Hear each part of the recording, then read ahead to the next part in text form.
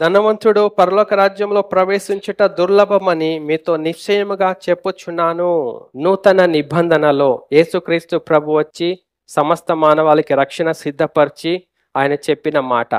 ఒంటె సూది బెజ్జములైనా వెళ్తుంది కానీ ధనవంతులు దేవుని రాజ్యంలో చేరరు. కానీ నేడు దేవుని బిడ్డలు దేవుని దగ్గరకు వచ్చేది ధనవంతులు అవటానికే. దేవుని యందు భయభక్తులు కలిగి ఆశతో నిష్ఠతో నీతితో బతికేది ధనవంతులు అవుటకే. దేవుని మీద ప్రేమ, దేవుని మీద గౌరవము, భక్తి వారు పెంపొందించుకుంటూ ఎంతో క్రమంగా మందిరానికి వచ్చేది ధనవంతులు అగుటకే. పూర్తిగా వ్యతిరేకం దేవునికి. కాబట్టి మనము ఆశపడొద్దండి ధనవంతులు అవటానికి. All your needs will be fulfilled, all your necessities will be fulfilled. దేవుడు ఇస్తాడు, మీరు అడుక్కునేవారుగా ఉండరు. కానీ మనం మనస్సు దాని మీద ఉంచుకోవద్దు, దాని కొరకు ఆతురపడొద్దు. డబ్బు ద్వారా మీకు సుఖం రాదు, ఆరోగ్యం రాదు, క్షేమం రాదు, నెమ్మది రాదు, సంతోషం రాదు. మనకు ధనం పెరుగుతూ ఉంటే ఆశీర్వాదం కానే కాదు. నూతన నిబంధనలో యేసుక్రీస్తు ప్రభు వచ్చి ఆయన చెప్పిన మాట ఇవన్నీ ప్రభు తన వాక్యంలో తేటగా చెప్పాడు. ధనవంతులు అగుటకు అపేక్షించకండి. మీ ఉద్యోగాలు మీరు చేసుకోండి, మీ వ్యాపారాలు మీరు చేసుకోండి, మీ పొలం మీరు చేసుకోండి, మీకు ఇచ్చిన పని దేవుడు మీరు చేసుకోండి, మీ బాధ్యత మీరు చేసుకోండి. ధనవంతులైతే ఆ ధనం మీద మనసు పెట్టుకోకుండా ధర్మకార్యాలు చేయండి. మీకు సమస్తమును ధారాళముగా ఇచ్చిన ప్రభువునందే మనస్సు ఉంచుకోండి, ప్రభు బిడ్డలుగా జీవించండి. కానీ ధనవంతులు అగుటకు ప్రయాస పడకండి, ఇష్టపడకండి, కోరుకోకండి. ఆటోమేటిక్గా దేవుడు ఇస్తూ ఉంటాడు. ఆ ధనముతో దేవుని వాక్యం నెరవేర్చండి.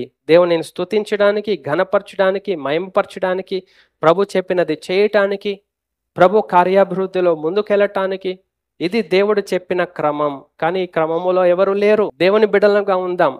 ఫిలదెల్ఫియా సంఘం వలె, స్మూర్ణ సంఘం వలె మనం ఉందాం. ప్రభువునందు ఆయన రక్షణలో కొనసాగుదాం. లేకపోతే ధనవంతులు దేవుని రాజ్యంలో చేరరు.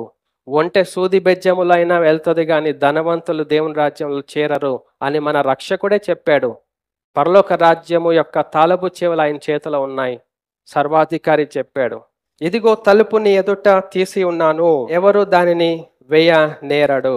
ఇదిగో తలుపుని ఎదుట తీసి ఉన్నానని ప్రభు అంటున్నాడు. పరలోకపు ద్వారము దేవుడు మనకు తీస్తాడు. దేవుడు మన ముందు తలుపు తీసి ఉంచాలంటే, మనలను దేవుడు ఆహ్వానించాలంటే ఆయన మాట గైకొనాలి.